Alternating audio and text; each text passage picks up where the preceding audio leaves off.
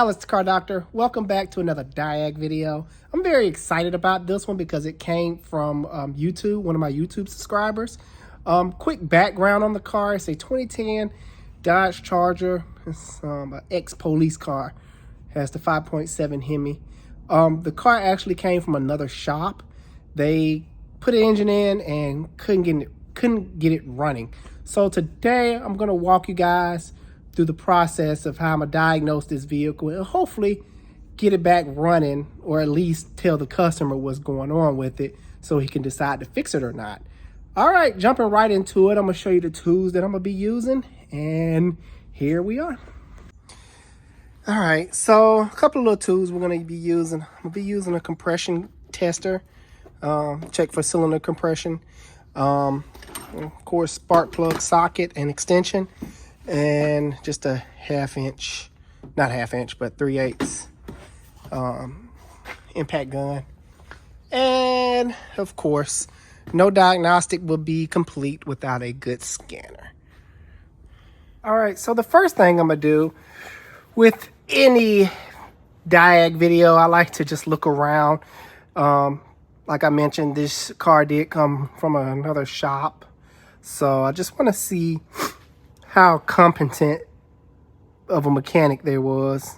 Well, they were. So right off the bat, I can see the belt is just ripped to short shreds. That's not good. If you're gonna put an engine in a car, at least replace the belt, man. Come on. Now it's not gonna be any surprises for me on this video, unfortunately.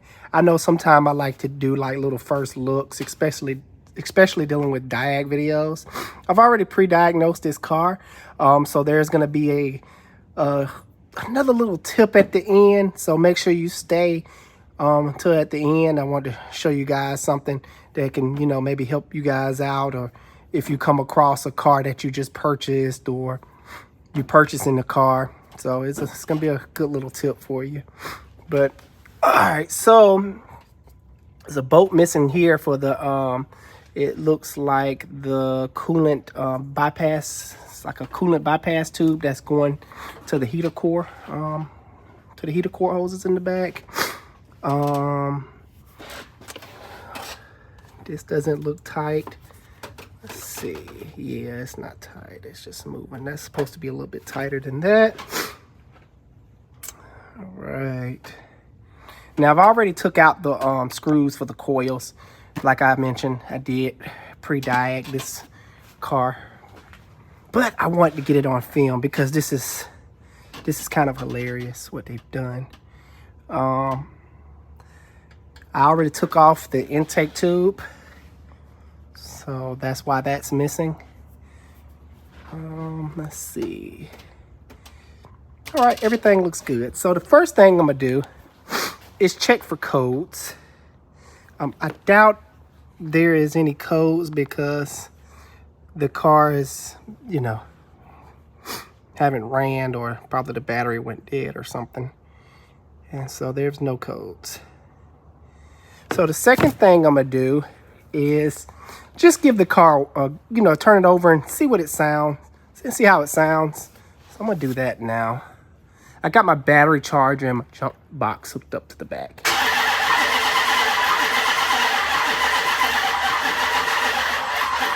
Yep, and it's going dead.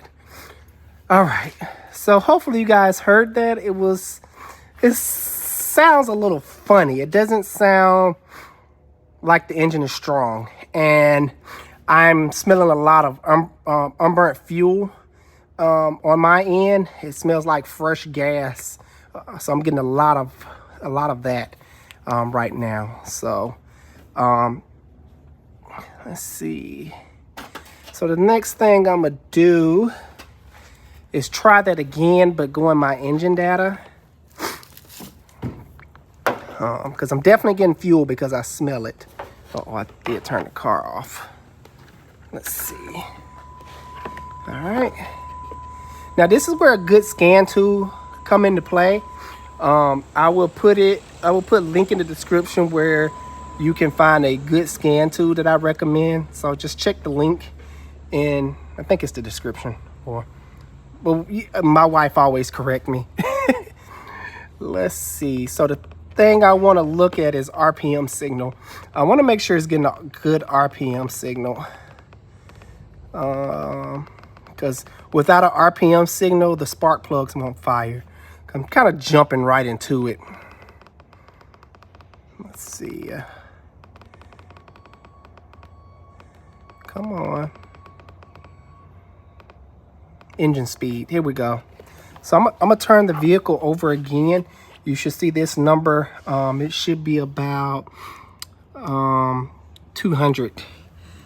Let's see. So it stayed on 0. Even with that slow of a start, I should at least seen 50 to 100.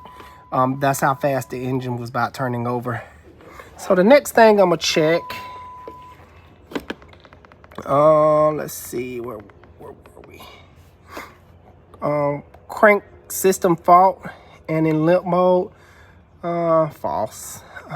Crank sync stat.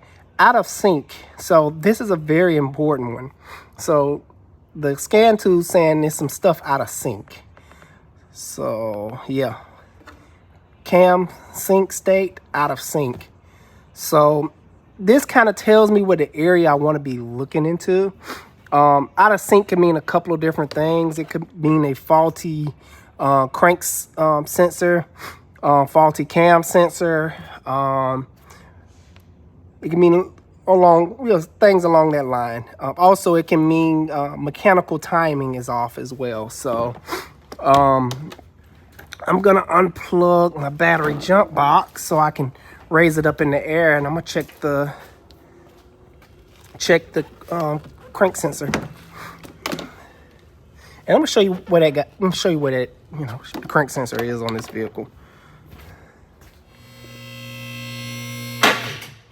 All right, got it all up in the air. Before I show you where the crank bump my camera on the thing. Before I show you where the crank sensor is, I'm gonna kind of look around underneath. Right off the bat, I can tell the sway bar links is not properly tightened down, so that's definitely making a racket. It's like whoever was working on this thing really didn't care. Now that's not going to cause any harm. It's just going to cause a lot of racket. I need to go up a little bit more with this. My camera keeps bumping. All right, keeps bumping on the top stuff here. All right, so now another thing that concerns me on this, it is leaking transmission fluid. Like this is, wow, it's not even tight. It just came right off. And looking at this is not a good sign, good people. Anytime you got like white foamy stuff coming out of the transmission fluid, that means there's water contaminated. There's water contaminated the transmission fluid. So I would bet whoever put this engine in, or maybe I'm wrong, but they also put a transmission in it as well, because it looks very muddy, like it's been sitting outside. Maybe I'm wrong, but I wonder why there's water in the transmission fluid. So that's definitely going to need a flush. But at this point in time, I don't even trust the transmission. All right. That's why my dipstick tube is loose. Look at that. Hopefully you can see that on camera. It's like not even bolted down. All right, let's see. Ooh, look at this, good people. Somebody is loosey boats. They left the alternator bolt just dangling in there, and one is completely missing. So whoever was working on this car was not a very good mechanic. They must don't like these people, because they also left the steering shaft bolt out. Now, I don't think it's going anywhere, but still, this can spread out and really cause an accident over time. It's just, constantly turning on it. that bolt is there to keep everything clamped tight, because metal will deform on you and, you know, cause it to strip out and lose steering control. So that's not good at all. All right, so the moment you've been waiting for. The crank sensor is directly, I don't know if I'm gonna be able to get it on camera, but it is directly above the starter. I can feel it. I'm not gonna do it off. I'm not gonna do it on camera now. I've already checked it. What you want to check for is make sure the prongs are good, meaning you don't have any bent prongs on the sensor, and check the connector itself. Also check the wires coming from it. I can already tell somebody was fiddling with the wires. These are the 3 wires that's going to it. Like somebody already cut it open. I guess they was running their little tests. All right, I think we're done down here, but as you can see, whoever put this engine in is a clown, in easy words. All right, I'm gonna let it back down and hook up my jump box, and then my charger, and move on to the next test.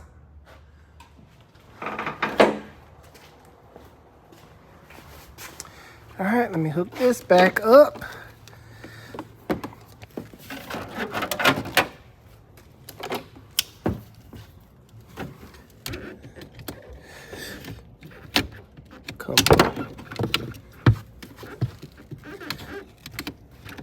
Sometimes, guys, it's the most simplest things that I can't do. It's like those geniuses. They can, like the smartest people in the world, but can't perform the simplest tasks. Like the little block game where you have a triangle and you take the triangle and put it in the triangle. Like, I guess they can't perform that. All right, so now why is my jump box not working? Oh, there we go. I'm tripping. See what I mean by simple task? All right, so I'm gonna do boost, and let's see. All right. Okay, back to it. Now, you're probably wondering why I'm not checking for spark, because I'm having a crank sensor / timing issue. So that's why I haven't checked that. So somebody I've already been, do believe this is the cam sensor. Somebody correct me if I'm wrong, but I do believe I'm right. Let's check the connectors on that. That looks fine. The prongs look fine. All right. Let's see. Okay. Last test that I want to do, I'm gonna jump straight into it, is the engine compression test. So I'm gonna set up for that right now, and I will be right back.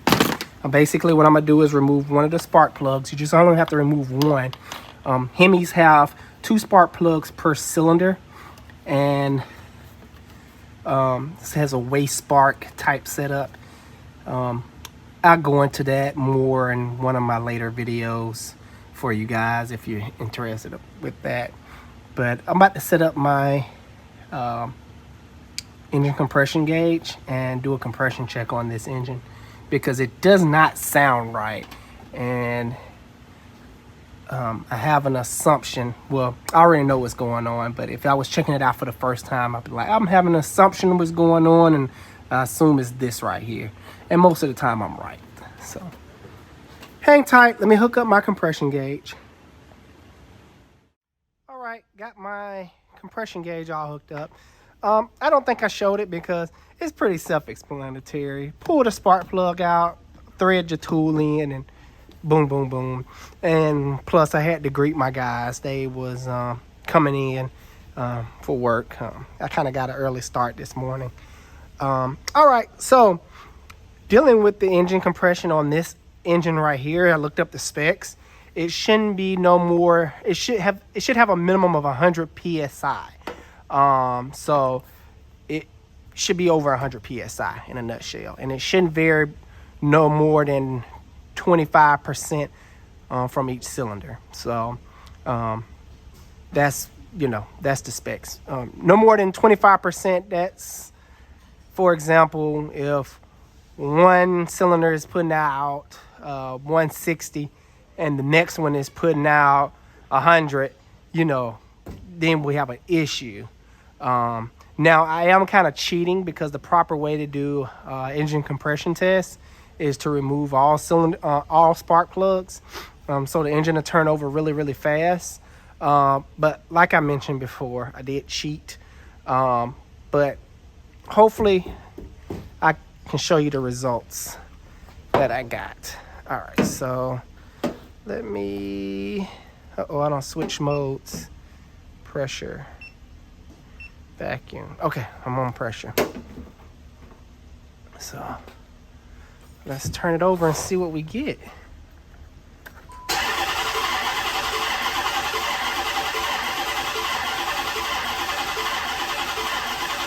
All right.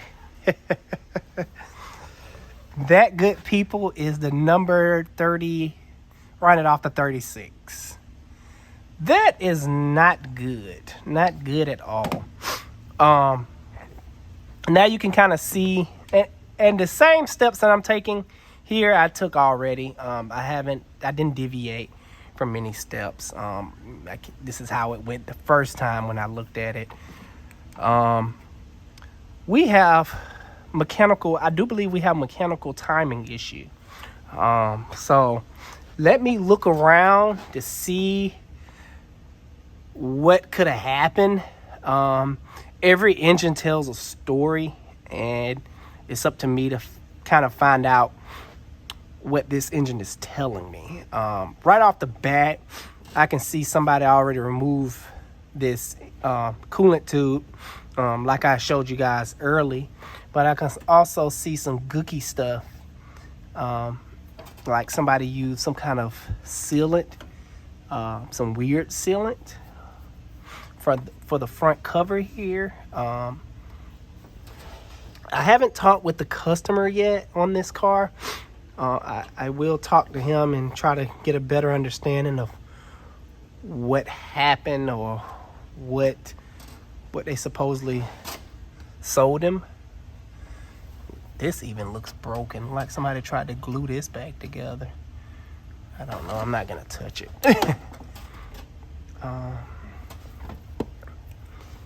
All right.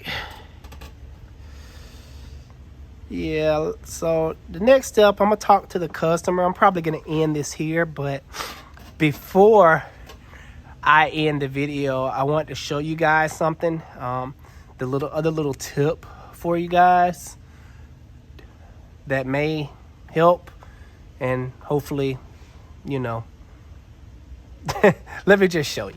Let me just get this camera off my head, and I'll show you what I'm talking about and how it could be a tip. All right, so I'm gonna take you guys to the trunk of the car. I just now noticed this for the first time this morning. So the car was dead. Obviously, I got my jump box and my charger hooked up to it. My jump box is a little weak because of my makeshift clamp here. It doesn't do good at all. So when I opened the trunk, look what I noticed. Timing chain gears. So that let me know somebody's been messing with the timing chain on this. Dropped the thing on phone. I should have left it on my head. Sorry about that, guys.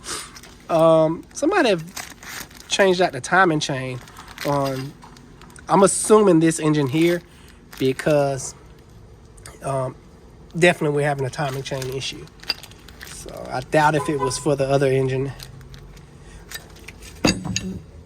That's kind of a tip because Sometimes cars will tell on themselves. Say for instance, you bought this car from someone. Always check the trunk around the car. You'll see like little parts, like all up in here. I see a head gasket, and like somebody was trying to rebuild this engine. Whoever sold him this engine was probably like, yeah, I got you. I got an engine, got a bad engine in the back. Let me just fix it up and sell it to him. Ooh, I'm over here making sparks. I'm just gonna leave it alone. So that's probably what happened. Quick little side video add on. I do remember I didn't really go into big detail of why the compression was low. Anytime you have mechanical timing that's off, when the piston is coming up to compress the fuel and air mixture to get maximum compression, well, if the mechanical timing is off, when the piston is coming up, the valve is going to open too early, releasing the compression, the pressure in the engine in a nutshell. So that's why the pressure was so low. It's like the piston is coming up, pushing all that pressure, building pressure. Then all of a sudden it gets released so early because the mechanical timing off. And it's supposed to go like, when the engine is properly timed, it's supposed to go like this. Pressure, pressure, pressure, pressure to the piston almost reach top dead center. That means, top, it can't go up anymore. It's going to start going back down after that, after top dead center. So it goes up, the spark plug ignites, ignite the compressed air and fuel mixture. And that's where you get your combustion from. So I just wanted to add that in. I almost forgot. So hopefully I can kind of edit this portion in. All right. So that, good people, concludes this diagnostic test. I'm going to talk with the customer, let them know what's going on. The timing chain has been not set properly. They didn't even put the gear set on.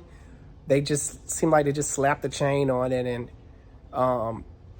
it didn't work out. They didn't know how to put a timing chain on. It's very, very simple on these engines. So I'm gonna talk with the customer, give him my 2 cents. I don't trust the transmission. Even if we do get this thing running, I do believe the transmission is gonna give issues. So I need to find out more information about this car. Good people, thanks for watching. Please like and subscribe. Alex the Car Doctor out. See you guys on the next video.